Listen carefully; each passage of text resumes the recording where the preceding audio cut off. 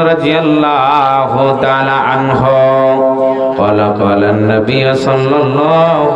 عليه وسلم أريد النار فإذا أكثر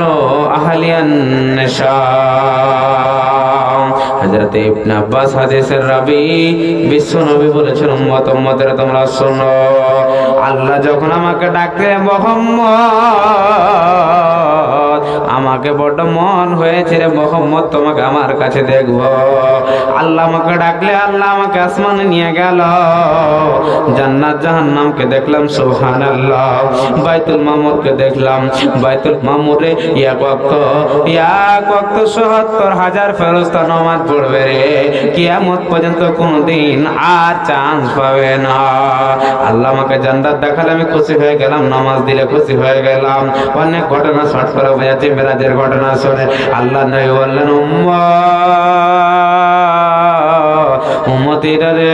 যখন জাহান্নামের ভিতরে গিয়ে দেখলাম উরিতুন নারা যখন জাহান্নামের ভিতরে গিয়ে দেখলাম তো দেখলাম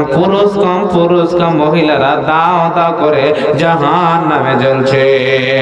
আমি বললাম কি ব্যাপার কি অন্যায় করেছে মহিলারা কেন জাহান্নামে জ্বলছে বলো বলো বলো